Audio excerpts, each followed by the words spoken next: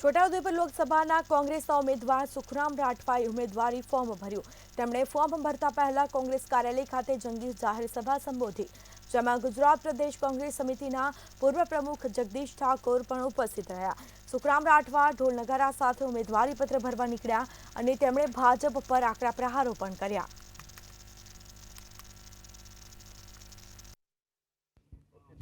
આજે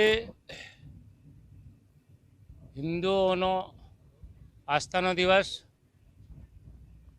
નવરાત્રિની આઠમ ને આઠમના દિવસે અમે ભારતીય રાષ્ટ્રીય કોંગ્રેસ પક્ષના ઉમેદવાર તરીકે, ઇન્ડિયા ગઠબંધનના ઉમેદવાર તરીકે પાર્ટીએ જે મારી પસંદગી કરી છે એનું નોમિનેશન ફોર્મ માનનીય કલેક્ટરશ્રીની ઓફિસમાં રજૂ કર્યું છે।